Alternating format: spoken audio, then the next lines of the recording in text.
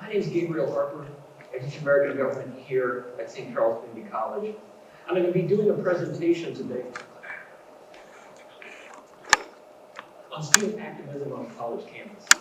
I wanted to start by thanking all of you for coming here and taking part in Democracy Day with us every year here on campus. And there's always a lot of really good talks and panel discussions. I'm looking forward to seeing more stuff myself this week.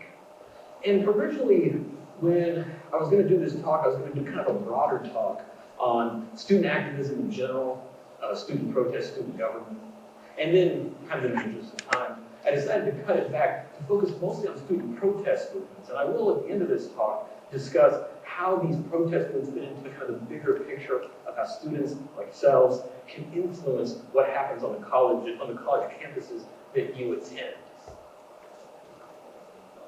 So I'm going to do a kind of a chronological history here of notable student protest movements. And when I was doing research for this, the first one I could come up with, the first one I could come up with was what's called the Butter Rebellion.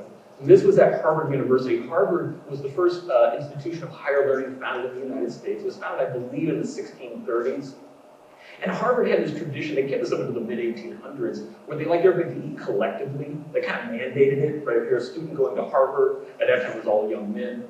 They had to eat this giant big common table, and they all ate the same food, kind of as like a community building exercise. You kind of get why they would do that, right? Apparently the food sucked. It was awful. Like they really went cheap on it, right? And the students kept getting more and more irritated about that. And there was particular concerns like the butter they put out for the bread was rancid a lot of times, like nasty butter.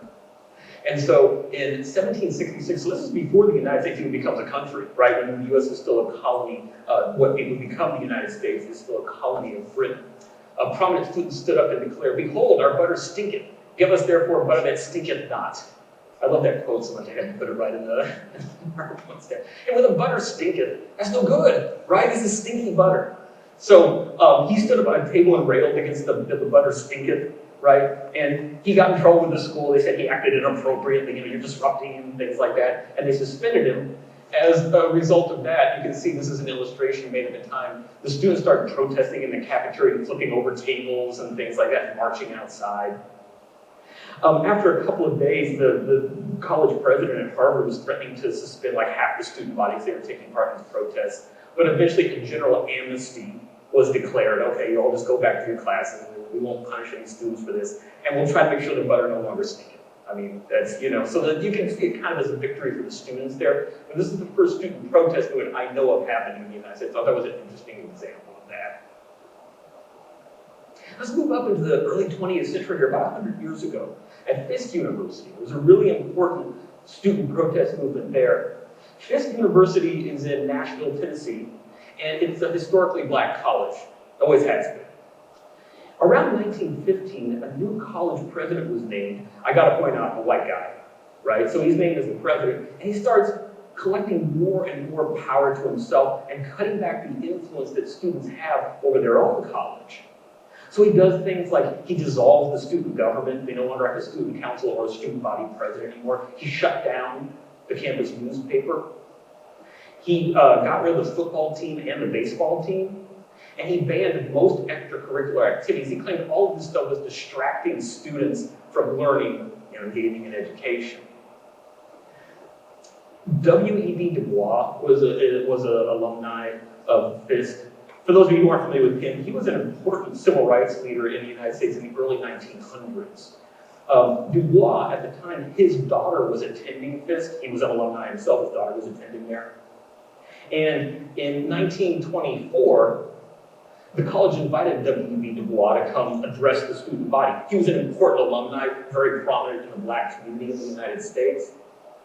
So he shows up and starts talking and really lays into the college president saying, when I went here, we had a student government, we had sporting events, we had all kinds of cool extracurricular stuff. And it really enriches students' experience in college. I think it's completely wrong for the president to get rid of this stuff. The president's getting more and more angry, but what are you going to do? Pull him off stage? He's W.E.B. Du Bois. Do you know what? He's this really prominent civil rights leader. You can't really pull him off stage. But he says, if I was you guys today, I would not put up with this. And based partially on Du Bois' speech, in addition, the students were just getting pretty ticked about the whole situation. There were a series of protests and walkouts who would walk out of classes and go protest in front of their student buildings. And once again, you see this sometimes, the school administration responded really harshly. They started suspending students. After one protest, the college president had local police come in and raid the men's dorms. They were looking for subversive material because the college president said this was all a Bolshevik plot. The Russian Revolution, the Communist Revolution in Russia, had happened just a few years before. So this all clearly has to be a communist plot. These students just don't want the level of discipline I'm giving. This goes on for over a year, right? These students at Fisk are protesting and having walkouts. The police are getting involved. What really made the difference here is when the administration upped the pressure on the students, Dubois and a lot of other prominent Black Americans who came from middle class or wealthier families who could afford to send their kids to college said, we're going to boycott Fisk. I am not sending my kid to Fisk. You get the idea? And that's what really got the board's attention, the board of trustees who ran the college.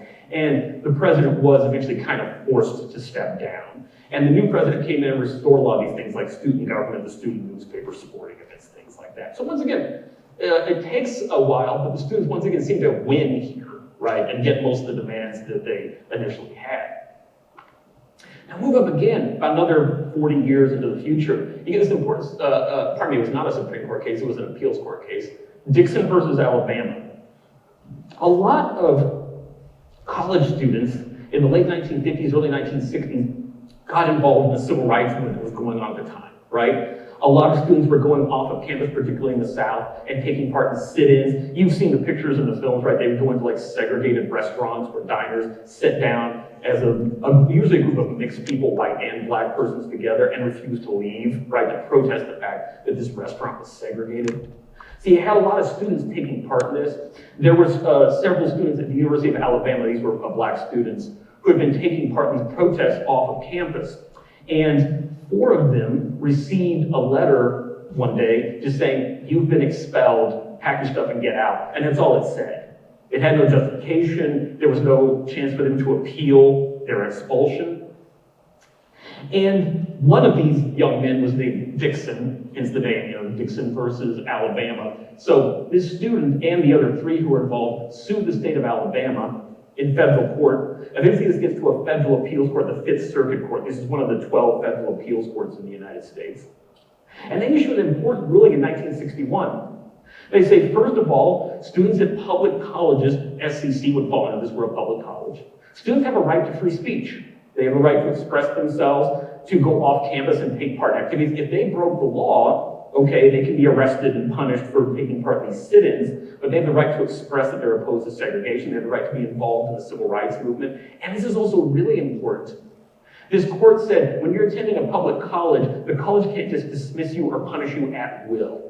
Traditionally, that's kind of been the case, right? Even at government schools, if the board of trustees or the president wants to expel you, they can. They don't really have to explain why. Like I said, these young men just got a letter saying, you're expelled, get your stuff out of your dorm, you no longer go to school here with no other explanation and no chance to appeal that decision. So what this circuit court said, this federal appeals court, was that in addition to free speech rights, if you're a college student attending a government school, a public college here in the United States, you also have what's called due process rights. Anybody want to hazard a guess as to what due process is? And Paul, you stay out of this. Anybody know what due process is? Ever heard that term before? This is important. But you know what it means? Like what? Hazard a guess. Trust me, we'll be very. It's like it has to do with like a lawyer and for like court, like this process of the court proceeding. There's a process. A court proceeding. It may not be a formal court where you actually appear before a judge, but you're right, something like a trial. So what this established is that students at public colleges and universities have due process rights. Your college just can't kick you out and say, hey, you're kicked out, end of story, pack your stuff and leave, right? I mean, I hope none of you ever involved in disciplinary stuff in your college, but if you did, and maybe for a good cause, like supporting the civil rights movement, if your college tried to expel you, you have the right to say, what are the charges against me? You get the idea? What exactly am I being accused of? Why am I being expelled from this college? And also, under due process rights, you have the right to some kind of hearing, sort of like a trial. Maybe not with a judge there, but at least the board of trustees, you might bring your own lawyer, right, and say, hey, I'm fighting this. I want to appeal this decision. There should be some kind of appeal process. And that's what this court did. It said, if you're going to discipline students at all, there has to be a legal process set up to make sure the person's being removed or suspended or otherwise punished by the school for a just reason. Long story short, these guys get back into the University of Alabama. You get the idea. Their expulsion several years later are labeled null and void, and they're allowed to attend school again there. So this is important, especially with the stuff that's coming up next, right? The fact that students at public colleges have due process rights. Now, at private colleges, I should point out it's different. They can give you due process or they cannot, right? If you're running a private college, like say Washington University, WashU has pretty good protections, due process rights for students. But if they wanted to, they could just say, hey, from now on, if we want to expel students, we can't, because they're privately run. Government schools have to respect your First Amendment rights, and they have to grant you due process. Okay. We get to the Berkley Free Speech movement. This starts in 1964. So Berkeley was the original campus in the University of California system. You've probably heard of it before. It's like a big college out in the San Francisco Bay Area. And Berkeley, going way back, has had kind of a little bit of a radical reputation. Kamala Harris grew up in Berkeley. I don't know if you know that. I'm not saying she's a radical, I'm just saying that's where she's from originally. So Berkeley, yeah. So at the University of Berkeley, they had this tradition where out in the big public area, like imagine on this campus, maybe in front of a library, where there's usually some kind of big plaza area out on your campus. Traditionally at Berkeley, students would have the right to set up tables. And it'd be like, the NAA, the chapter of the NAACP on campus, the different fraternities even, or sororities could have their tables out there. And on the weekends, a lot of times, they would set up their tables, and this is a pretty big student body, tens of thousands of students who are walking by and say, hey, are you interested in, looking at our fraternity or sorority, or we're the local NAACP chapter, we're the local ACLU. In 1964, they had students for Johnson, he was the president of the United States, Lyndon Johnson, running for re-election. Students for Goldwater, who were the Republican students on campus, they had their tables set up. And they would solicit donations and give out information, right? Hey, would you like to join our fraternity sorority? Would you like to learn more about Lyndon Johnson or Barry Goldwater? We'll take your money as well, we'll take donations. Once again, you saw students at Berkeley getting involved in the civil rights movement. Some of them were going around all through California, taking part in sit-ins and protests against segregationist policies at that time. The school administration doesn't like this. So in 1964, they say, we're changing the rules. No more tables set up on that public place. You can still talk to your fellow students about this, but you have no right to set up your tables like you have traditionally on this plaza and talk to people. And all of the students pretty much hated this decision. And it wasn't just a liberal thing. Students for Goldwater, they were the Republicans on campus, they really went and protested against this. There was a story where one of these guys he was with the NAACP, and was sitting at the table. So he went and sat at his table, which he wasn't supposed to do anymore. A police officer came up to him, a campus cop, and said, hey, you need to move this. He said, I have every right to sit out here and set up my table and distribute literature. He said, I want your ID. He said, no. And the cop said, well, I'm going to arrest you. He goes, not the first time. I've been involved in civil rights work. So this student gets arrested. They put him in a police car and take him away. Word gets around campus. 3,000 students show up and sit around the police car. Imagine this happening. So you got 3,000 students sitting in a ring around this police car. And the students are like, we're not going to allow this, our fellow student to be taken away and arrested. The cops kind of gave up on trying to disperse the crowd. Eventually people start standing on the roof of the police car. He's still locked inside for 36 hours. Right? I'm guessing they handed him a jug to pee in or something, I don't know. But you have students standing on top of the roof of the police cruiser, like, talking to the crowd, explaining how we need our free speech rights back. The administration at that point kind of backed down and said, okay, you can have your tables, but you can't solicit funds and you can't encourage unlawful activity. Now, what unlawful activity would they have been talking about? You can't encourage people to break the law, which means who are they targeting there? Who were there if it was going to break the law who was on campus? I know somebody's got this. Not all at once, come on. What do you think? Based on what we were just talking about, what kind of laws would have been broken by students? We're just having fun here. It's okay if you just want to take a guess. The protesters who had been protesting civil rights, yeah. right. So they were targeting groups like the NAACP, CORE, which was another pro-civil rights organization, groups like that they were afraid these people were going to encourage students to go out and do sit-in protests and break the law to protest segregation. So you can't do that. This was, once again, unacceptable to a lot of students on campus. They said, hey, if we're breaking the rules here on campus, you can punish us, but if we're encouraging people to take part in peaceful civil disobedience off of campus, you should not be able to prevent us from talking to fellow students about that. So this whole thing, it really gets big. For over a year, the campus has written this huge debate about free speech and how it should work. Let me show you a clip here. Yeah, this is from a documentary called Berkley in the 60s. And if you're interested in the subject, I highly recommend this documentary. It's on Canopy, which you have free access to with your students here. Canopy's like, it has all kinds of like art films and documentaries and stuff like that. But it's a really excellent documentary. The first half talks about the Berkley Free Speech movement, which is what we're talking about. And the second half of the movie talks about the anti-Vietnam War protests on the Berkeley campus, which got pretty intense too eventually. It's a really good documentary. Let me show you a brief clip here. This talks about kind of what was going on in Berkeley at the time, this second wave of protests, and features Mario Savio, who's a personal hero of mine. You'll see he was a student body leader at the time on campus. He committed another atrocity. They could not end this whole incident without punishing somebody and teaching a lesson that something like this should never again happen. And so when students got back after Thanksgiving break, they found out that the 8 people who had originally been cited had received letters saying that disciplinary proceedings lead to expulsion against them. So here we are. 4 students are getting the axe. 6 organizations are getting the axe for standing up this semester and for fighting for these things. They're getting the axe not for what they did, but for what we have done. They spoke for us. They were part of us. They have been singled out, and they're going to be chopped off. We were told the following. If President Kerr actually tried to get something more liberal out of the regents in his telephone conversations, why didn't he make some public statement to that effect? And the answer we received from a well-meaning liberal was the following. He said, would you ever imagine the manager of a firm making a statement publicly in opposition to his board of directors? That's the answer. I ask you to consider, if this is a firm, and if the Board of Regents are the Board of Directors, and if President Kerr in fact is the manager, and I tell you something, the faculty are a bunch of employees, and we're the raw material, but we're a bunch of raw materials that don't mean to have any process upon us, don't mean to be made into any product, don't mean to end up being bought by some clients of the university, be they the government, be they industry, be they organized labor, be they anyone, or human beings. There's a time when the operation of the machine becomes so odious, makes you so sick at heart, that you can't take part. You can't even passively take part.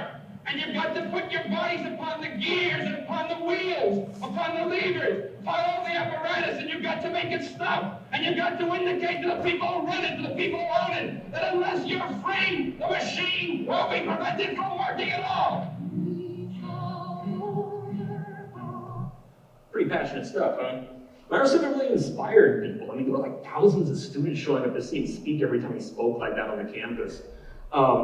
There was a notable incident where they said that the student body president, him, would not be allowed to speak at the graduation ceremony. It was normally the case, right? And so the day when the graduation ceremony comes, Mario Savio just starts walking up on stage, you know, and 2 cops grab him and tackle him and like drag him off the stage to prevent him from addressing the students, which just caused another huge outburst of protests and people sitting down inside buildings. They occupied administrative buildings, refused to leave, all this kind of stuff. Once again, eventually, the school administration kind of backs down. Ronald Reagan was governor of California at the time, really conservative guy, and his attitude was expel them all. Just kick out half the student body if you have to. But the school wasn't going to do that. These are tuition-paying students, right? So eventually the school kind of had to back down, restored free speech rights, dropped charges against Mario Savio, and they were trying to expel 8 student body leaders, and they dropped that eventually as well. All right. There we go. All right. So this is still like on the Berkeley campus to this day, there's like markers and memorials up where this is where Mario Savio spoke. This is where the students occupied this building at this time. So it was a really important movement that geared a lot of students up for protesting. And after kind of their big victory, they got all their free speech rights back, the university dropped charges against these students they were trying to expel. Mario Savio was giving a speech saying, now don't you all leave because we have to stop the war in Vietnam. And in 1965, a lot of students were like, what's Vietnam? You get the idea. A lot of people didn't know what that was at the time. The Vietnam War was really just getting started. But this was another huge thing on college campuses, and this relates to our local area. We'll talk about that in a second.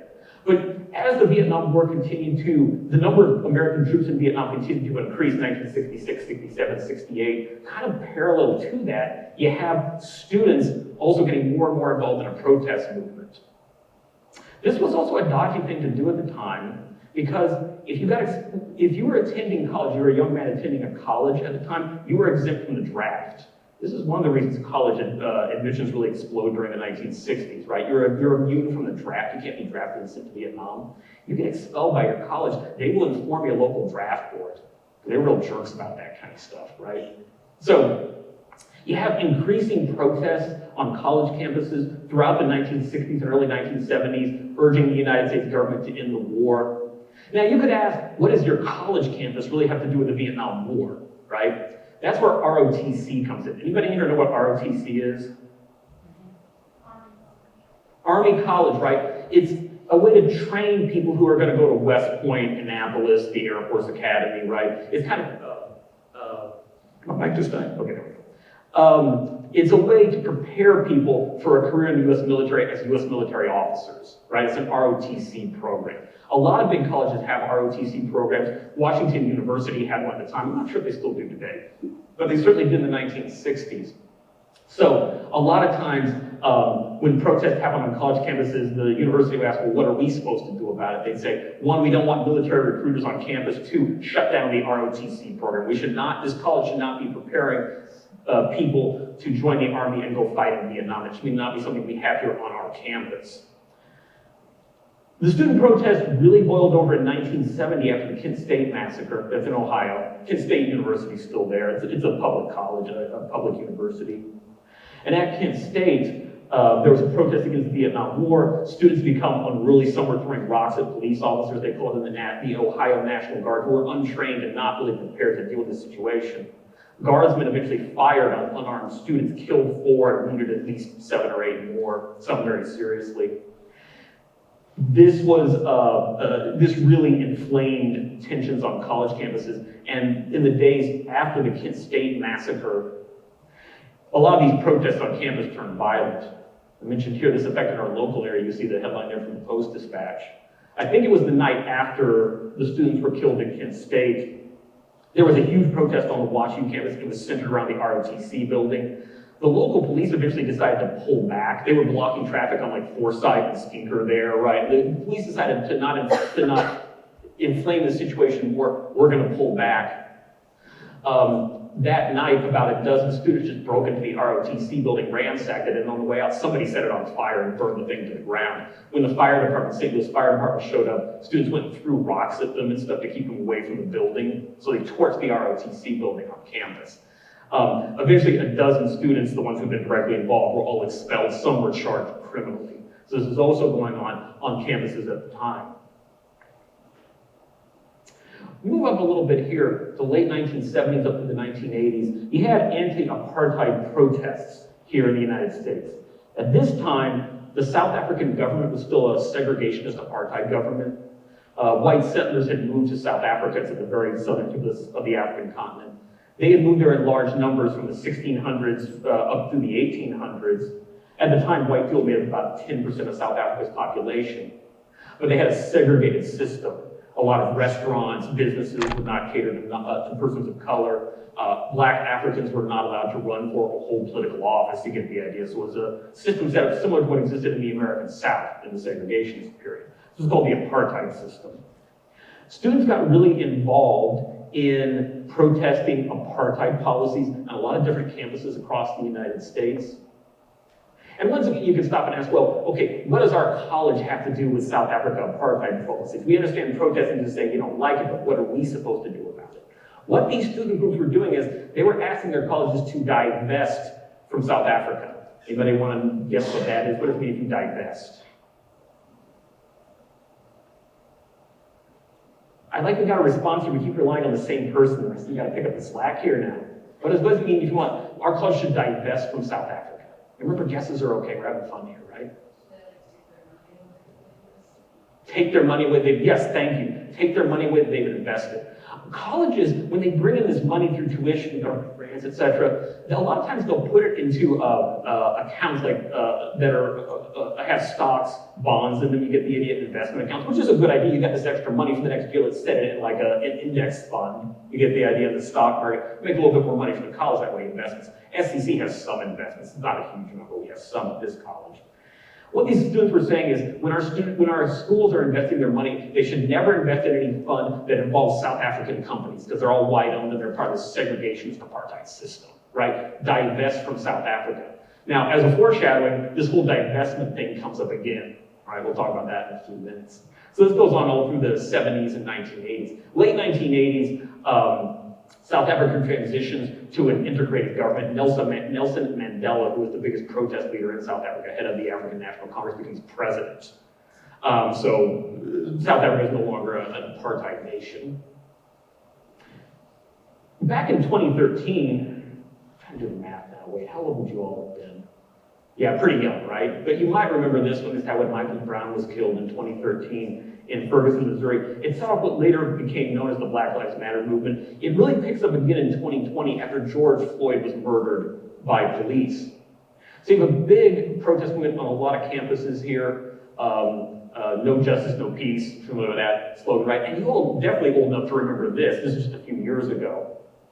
At Washington University, there were massive protests. Students would shut down interstates, and not just students, other people were involved in these protests too, but a lot of students took part in them, sometimes shutting down campus buildings to protest what had happened to George Floyd and police brutality against Americans of color in general. And once again, ask that question, what are we supposed to do about it as a college? A lot of people said, we need safe spaces for students of color. We need Black studies programs. We need to make our colleges more diverse and more accepting. We want the colleges to change their policies. And this leads us up to the present with the Israel-Gaza war protests. So back up to last October, Hamas, a terrorist organization based in Gaza, invades Israel, kills about 1,200 Israeli citizens, and takes about 250 as hostages back to Gaza. The Israeli government responds to that with just, a lot of people consider a disproportionate amount of force, right?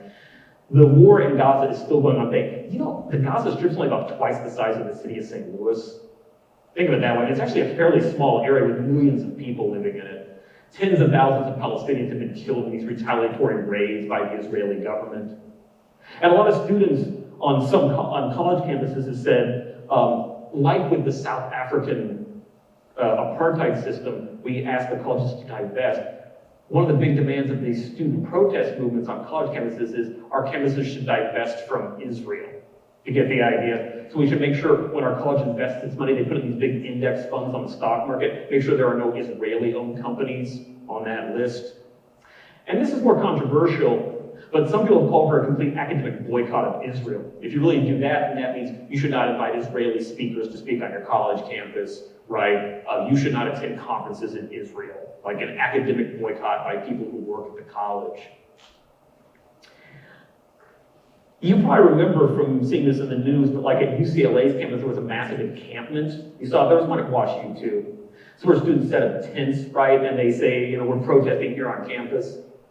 This got really complicated in that in some of these protests, they made it clear they did not want Zionists in their encampments. You might know what a Zionist is, what Zionism is. I'll let you pass on this one if you don't know. But Zionism is the belief that Jewish people have the right to have their own country, and it should be in the traditional Holy Land. That's Zionism. About 80% of Americans are Zionists, about 90% of Jewish people are in the United States. So some people said, when you say anti-Zionist, that's a code word for anti-Semitism. You're trying to keep Jewish people out. I don't know if that was really the case. In a lot of cases, that may be how it worked out. Some Jewish students said they felt unsafe, you know, with these encampments on campus. Most of them were broken up. The one at WashU was broken up pretty violently by police officers. At UCLA, eventually pro-Israel right-wingers showed up and attacked the encampment there, and there was injuries and violence there as well. As a result of these protests, many schools this semester, coming back this fall, have really tightened their policies regarding protests. You know, going back to the Berkley Free Speech movement, the Vietnam War, a lot of colleges have pretty generous protest policies. Like I said, at UCLA for, what was that, weeks or maybe even months, there was an encampment right there on campus, you know, people in the tents and things, like sleeping outside on campus. Coming back this fall semester, a lot of these big colleges have changed their policies. Like UCLA has a rule, no tents. You get the idea. You can go protest outside, but you can't sleep in public area. You can't put up tents, things like that. And they've been a lot tighter on policing these protests. These colleges have come under a lot of pressure from political groups outside the colleges, particularly the Republican Party, to crack down on these protests more. All right, so here's my conclusion. Traditionally in the United States, colleges are supposed to operate under what's called shared governance. This is unusual in institutions. And the idea here is everybody who attends a college or a university should have some say on what happens there. So under this concept of shared governance, you can see in the chart up there, you've got the governing board. Here at SCC, it would be our board of trustees. It's similar to a school board. They're democratically elected by the voters in St. Charles and Warren counties, all right? You've got the administration. So at our school, that'd be Dr. Barbara Cavalier and the other people who work high up in the administration, the vice presidential positions. You've got your faculty, me, right? Full-time professors like myself and our adjunct faculty who teach part-time. You've got the staff, which is everybody else, the people running the technological stuff back there right now, our groundskeepers, our housekeepers, all the people who work at the front desks here, right? That would be all our staff. And students, you all, you should have a say in what happens on your college campus. And in this talk, I focus mostly on student protest movements, right? How students can use protests to change the way things work on their campuses that they attend, right? Another way to get involved is through student government. That's another way to get involved. But the idea is under this idea of shared governance, which is kind of a norm that we've had at colleges for a long time in the US, all of these groups should have some say in what happens on the campus. With students, protests are one way to do that. Like I said, student government is another way to do that.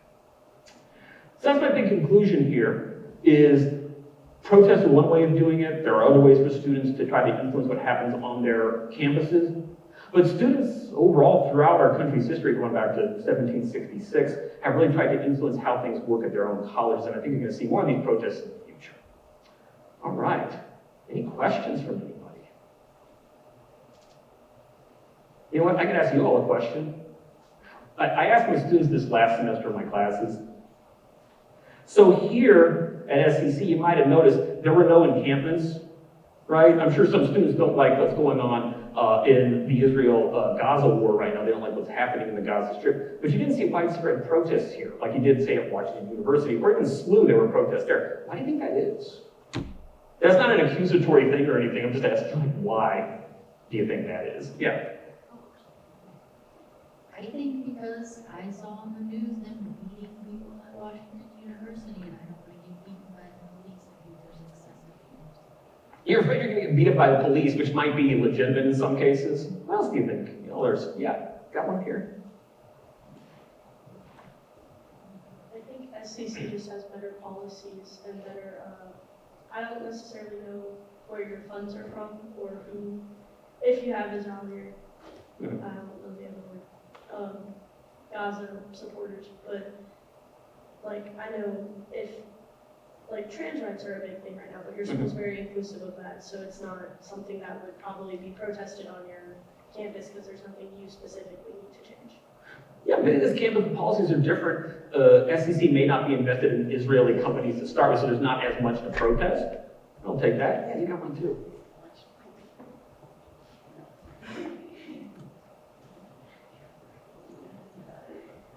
I don't know which school it was, but I do remember hearing a school including very anti-free speech policies in their rules, that students weren't allowed to talk about certain things relating to Israel and Gaza. And so I think that those things are more likely to cause protests, whereas there aren't policies like that here. Yeah, I'll go with that. There's less, once again, less to protest maybe in some cases. SCC has pretty open rules about that. That open area in front of the library, that's a plaza area. Really, any students, little known fact, this school is basically a public park.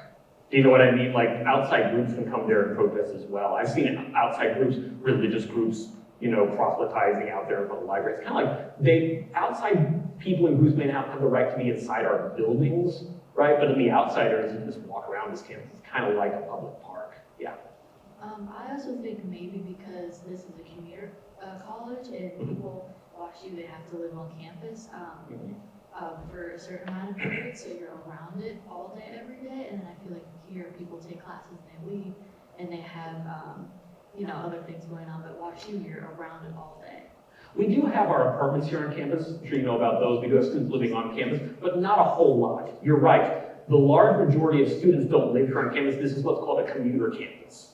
You get the idea? And I've had students mention that. I think that's a good thing to bring up, right? When you live on campus, you're kind of more in the campus community. You're there all the time anyway, right? So I think that's a big part of it. When I asked students about this last semester, a lot of students also said to me that a lot of us have jobs. You know what I mean? We're not full, I mean, you may be a full-time student, but on top of that, you got like a 20 or 40 hour a week job. Like, I don't have time to go camp out on campus to protest Israeli policies. I got stuff to do. I got kids to take care of, that kind of thing. Where at Washington SLU, four-year universities like that, you tend to see more students who are like, I'm a student, that's kind of what I do right now. You get the idea? So I have time, the additional time to go out and take part in this type of protest. Anyway, that's why I had anything. Questions about the presentation in general? Do you feel like you learned something? All right.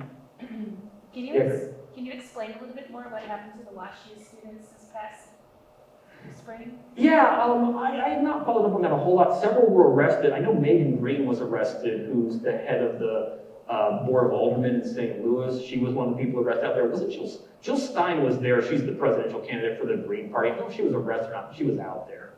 So they got some well-known people to protest. Like I said, I know Megan Green was arrested.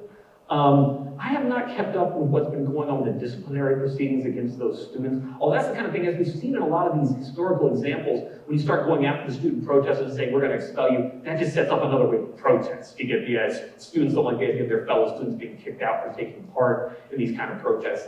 And so it's kind of, it almost reignites it. I mean, do you know much about what's going on? I just heard that students got kicked out of their housing. Yeah. So. You know, normally when you live in an apartment, you have tenant rights, and they have to give you these 60 days upon you serving you with a notice of eviction. I don't know how this works, but apparently if you live in a dorm, I've heard stories of this, they'll give you 24 hours. Like you have 24 hours to get your stuff and get off of campus. Where am I supposed to go? They don't care. Apparently tenant rights rules don't apply there, which is interesting. More questions, comments about the presentation? All right. Well, I'm not encouraging you to go out and take part in legal protests, but I do hope this encourages you to get involved in what's going on your campus. I think that's important. And whether you choose to do that through more traditional channels, like I said, student government and such, or whether you do it through protests, I really urge you to be involved as to what's going on your campus. And I'll just make an observation. I was actually at Mizzou in the 80s, and I remember, it reminded me the protest, the Israeli, the anti-Gaza invasion protest, were very reminiscent to me, because I remember in the 80s we had shanty towns on campus during in the quad. Basically, people were living in the quad and shanty towns, because that was where black South Africans they lived in horrible conditions, whereas white South Africans were much wealthier, so they had those shanty towns. So it was very reminiscent to me, these protests last year of what I saw in the 80s. So I thought, I don't remember how it wasn't as big. It wasn't as big as that, but right. And there wasn't as much pushback. I mean, when I was at Mizzou, it was like, oh, there they are. There wasn't a lot of counter protesters. I think that's what's different about the Gaza protests, is that there's a lot of people counter protesting that. Yeah, that didn't have. Yeah, you didn't have a lot of people strongly supporting the apartheid government in South Africa. There were certainly some who did probably. Yeah, there were some, but it wasn't. Not It wasn't a mass movement. Right. It was, right. Yeah. It was certainly. And I think a lot of times with these protest movements, the way the administration responds to it kind of also depends on how disruptive the protests actually are. We have a shanty, I don't know what was happening there exactly, but if there was a shanty town, they're like, that's fine. You know, they're not hindering the way the college operates.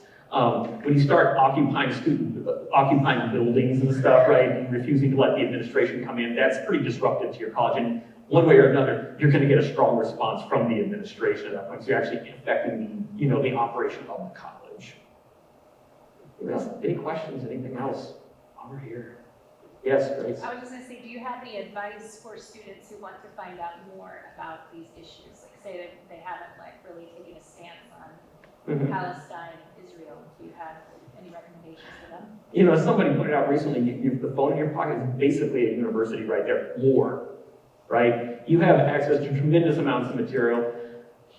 I understand some students may not be fully aware of these, but if you're interested in the topics, of course, there's remarkable amount of information available on the internet. You can really educate yourself. Now, of course, don't believe everything you read, especially on the internet, right? And be careful where you're getting your information from. Make sure it's a reliable source. But there's a lot of things you could get out and look at that. If you're interested in the operations of this college, a lot of our documents are public record. You can find out our budget, how it's being spent, what the administration is doing here on campus, right? And you get involved right here on this campus with what's going on.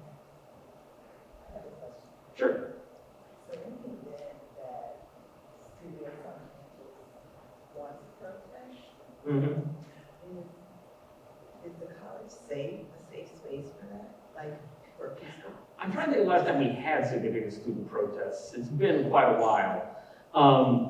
But if students especially peacefully gather, like say out in that open plaza area near the library and all that, I really don't think, first of all, you have an absolute First Amendment right to do that. Students have a right to do that. And as long as, once again, the question would be, are you disrupting the college's operations in any way?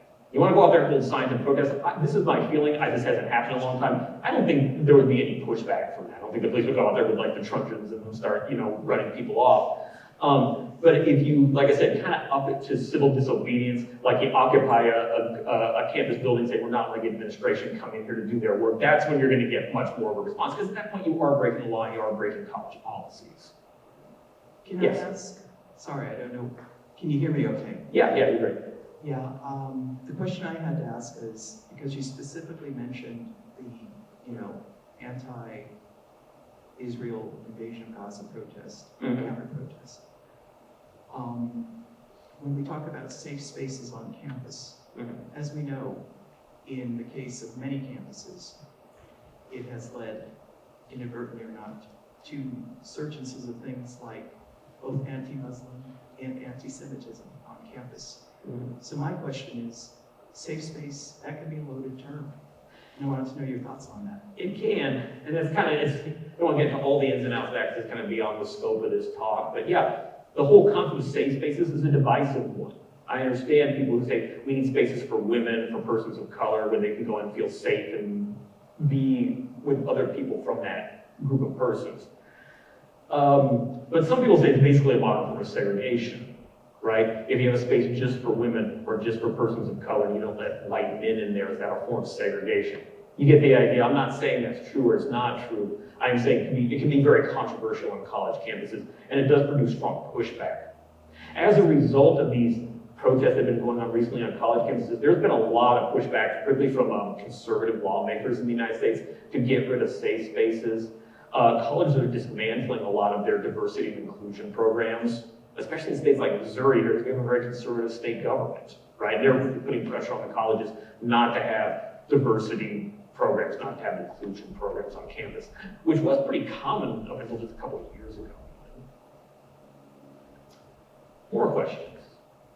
I make a comment on this. I find it interesting that the removal of the safe space, a lot of the opposition to these protests, these Gaza protests, is that it is perceived. I don't think it's intended to, but it certainly is. It's a lot of Jewish people perceive it as anti-Semitic. By criticizing Israel, if you were a Zionist, Zionists believe that Israel should be a state just for Jews, a Jewish state.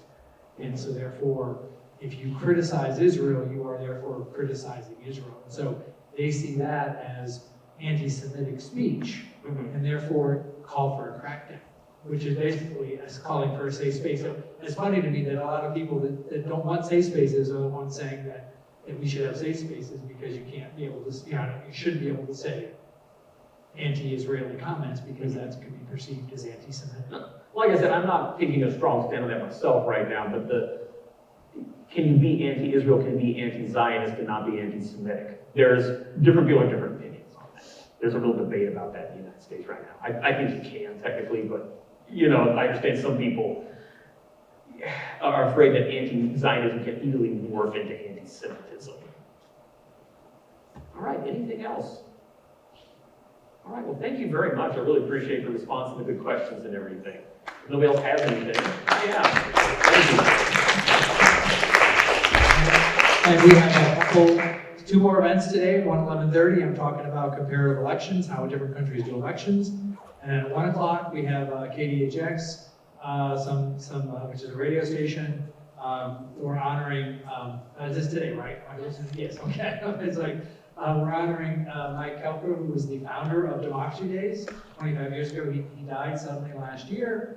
And he was a volunteer at the radio station, local radio station, KDHX, and we're having a discussion here at 1. So I've got something at 11:30, we got at 1 o'clock, we're doing that. Wednesday, I've forgotten what's happening on Wednesday. There's a whole full schedule on Wednesday, and we have 2 more events on Thursday. So all week, come back. I didn't know we had cookies this week, so it's awesome. So you get free cookie. Every time you come, you get a free cookie. So come and see all these great presentations. Yeah.